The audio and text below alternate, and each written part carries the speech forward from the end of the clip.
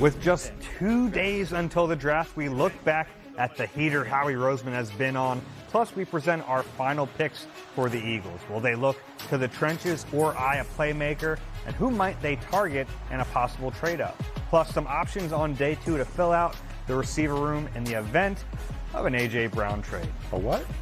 Welcome in to an Eagle-Eye Takeover edition of Birds Huddle, presented by Toyota, official automotive partner of the NFL. With my podcast partner, Ruben Frank, I'm Dave Zangaro. Rube, 2 days away.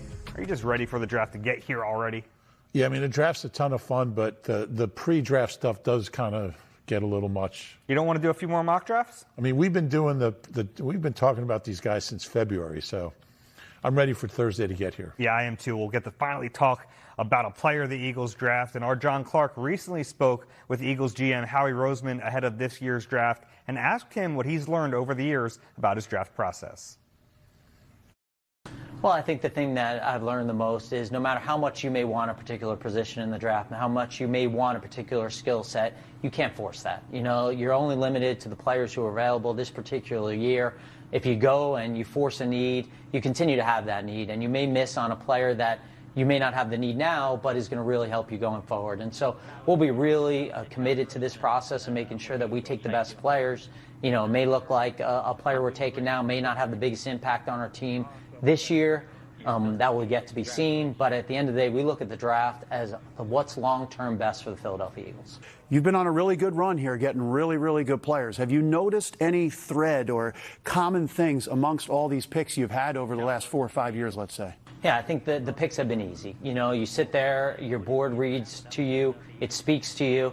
Us being able to go through all the work, which really we'll start for the 2027 draft. We'll start that in May, and we'll go all the way through, you know, this time of year next year. And so when you do that much work, when you really have a good feel for these players, who they are, what their skill set is, who they are as people, you know, you got to trust that process. And so you got to take the draft and put it into a separate entity and understand that when those 3 days end, we may have another need. There may be another position that may be on our depth chart that we feel like we have to address, but there'll be time to do that. That brings us to our 3-point stance presented by Toyota. Stance number 1, Howie has been on an all-time heater. Rube, he really hasn't missed when you look at his picks in the first 3 rounds all the way back to 2021.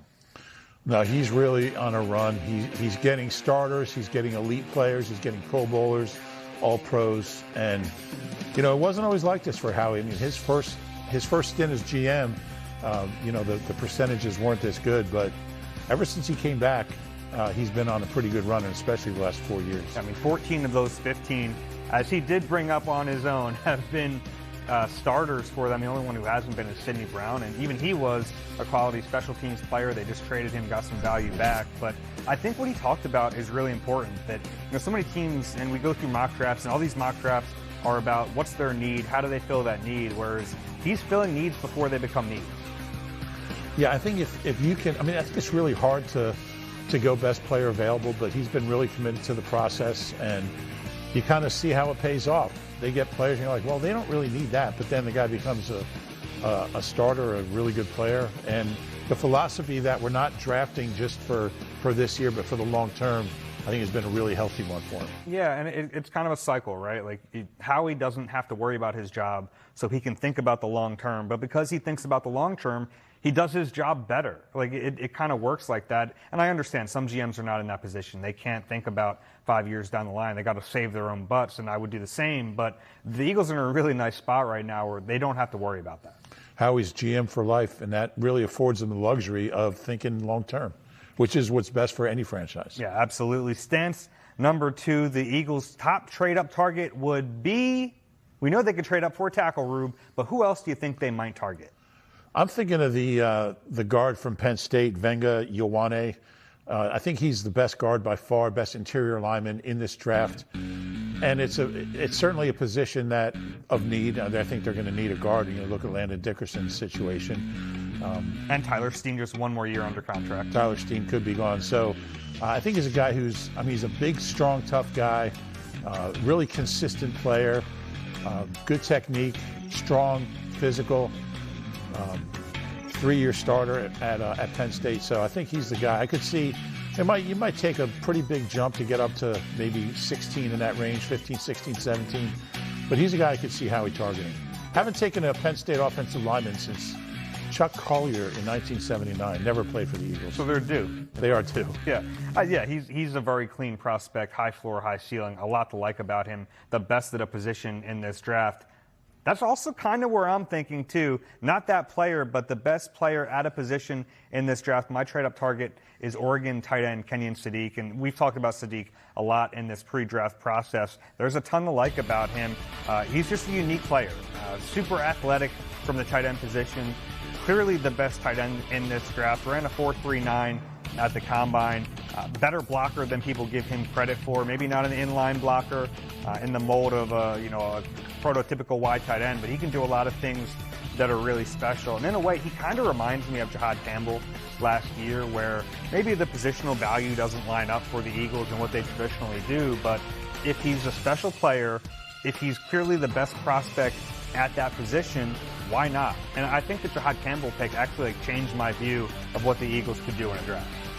Yeah, out of the box for Howie wouldn't shock me. That would be such a fun pick. He's going to be a really good player. And it'd be a fun, to not get a lineman for once, just kind of get a skill guy. It would be a lot of fun. It would be the most exciting pick. It would. Yeah. How about stance number 3? The Eagles will have options at receiver on day 2 of the draft. The Birds have certainly might need a receiver with the A.J. Brown situation. They have 3 picks on day 2, 1 in the second round, 2 in the third, and indications are obviously A.J. Brown might not be on the team much longer after June 1st. So here's a look at the projected receivers to go on day 1 and day 2. So, Rube, how likely do you think it is that the Eagles pick a receiver in the first couple of days? I think it's very likely, and I don't think it's just because of AJ, but I think it's something that they need to do and kind of stock that position. They added those veteran guys, 3 of them, but I don't think that really changes the plan, because those guys, we don't know how it's going to go with those 3. So I think they need to draft a young wide receiver. And, even if AJ is here, he's going to be 29 in June. His production has dropped the last couple of years. He's got knee issues. So I think they're going to need a wide receiver either way, and I think it's a pretty good group. First round is deep, so it's going to drop some pretty good guys into the second round. Yeah, that's the thing. It doesn't have to be a first-round receiver, and they've had 2 of the projected day 2 receivers in for visits, Chris Bell from Louisville and Dejon Stribling from Ole Miss. 2 players who I think are firmly in the day 2, probably round 2 conversation. Bell is intriguing because he tore his ACL in November. Had he not done that, we're probably talking about this guy as a first-round pick. I understand that there's some risk involved with a guy like Bell, but we've seen the Eagles take risks like that before. They did it with Landon Dickerson. They've done it with other players. Sometimes an injury will drop a player down. Heck, they did it with Jahad Campbell to a lesser extent last year. He still stayed in the first round, but the Eagles are opportunistic when it comes to that sort of injury stuff. And then Stribling, super athletic, a big body, 6'1", 206, ran a super fast time of 4.36. So they could maybe replace A.J. Brown with another Ole Miss product. That would be interesting. And I want to make sure everyone understands it's not the same Chris Bell from Big Star, I Am the Cosmos and all that. It's a different Chris Bell. I think people were confused. Yeah. I think they were. I think a few of them out there were. Yeah, Jeremy Bernard, too. Another guy that I really like from Alabama. And they didn't bring him in for a visit. I don't think you need to bring that guy in for a visit. Really talented player at Alabama for a few years. You know what you're getting in him. But some options for the Eagles. It's time to... This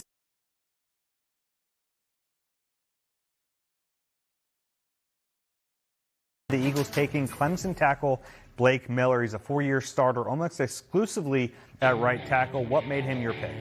I think this is just a really high-floor guy. He's played a lot of football. He's a huge dude. Really technically sound, knows what he's doing out there. He's played so much at a high level at Clemson.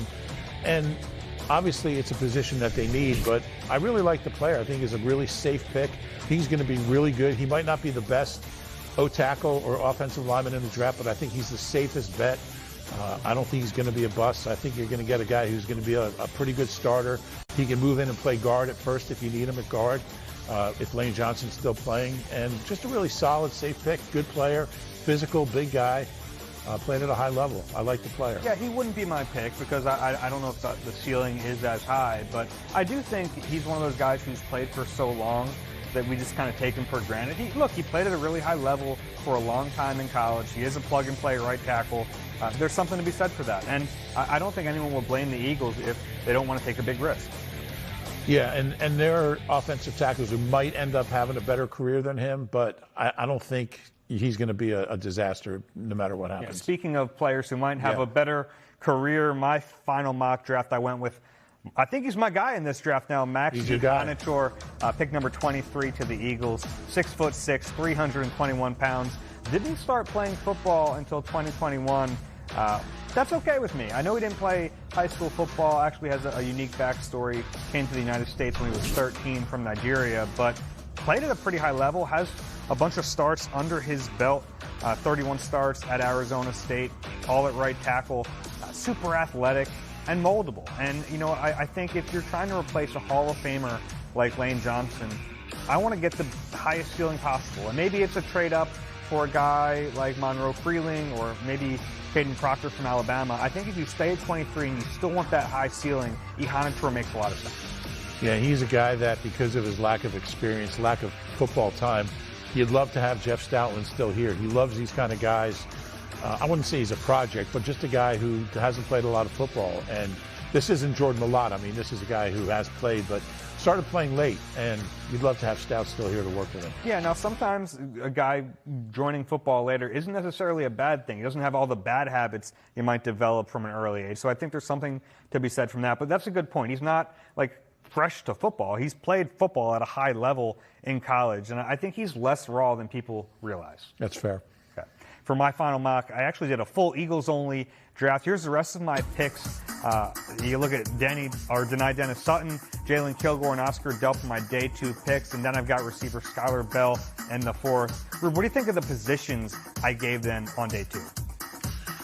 Yeah, considering what you have them doing on day 1, I think it all makes sense. I do think they're going to take multiple offensive linemen. Howie usually is good for 2 in the late rounds, so I think Taylor and World makes sense there. I wouldn't be shocked if they don't take a corner at all with their current situation, but certainly those are all viable. Now, you look at those early picks. Dennis Sutton's the guy from Penn State that I'm kind of confused why he's not projected to go higher. He has the measurables, was productive in college, seems like a quality guy. So him falling in the second round doesn't really make a lot of sense to me, but if he's there at 54, I really like it. I mean, he's 6'6", 256, 8.5 sacks the last couple of seasons. I just think he would make a lot of sense for the Eagles, especially because they don't have that big-bodied edge rusher in that room as a complement to the smaller guys like Jalen Hunt, Nolan Smith. And then Jalen Kilgore played nickel at college, South Carolina for a few seasons, really athletic, over 6 foot, over 200 pounds, still super fast, ran a 4.4, and there's some projection when you're talking about a nickel now playing safety, but I think that projection's worthwhile, especially what we know about Vic Fangio, his defense, how he sees those positions interchangeable. And then I think you and I both agree tight end is a spot that they're going to hit. If it's not day 1, it's probably going to be day 2, and Oscar Delp is one with a really high ceiling, maybe not as productive as you'd want to see in college, especially after Brock Bowers came out. You thought, okay, now's Oscar Delp's time, and it didn't really work out that way, but super athletic. And if they're looking for that inline blocking tight end who has the potential to kind of be a do-it-all player at the next level, super athletic, I think Delp makes a lot of sense. But he's not the only tight end on day 2 I think they're going to have their eye on. Yeah, tight end and safety are 2 positions that make a lot of sense for day 2.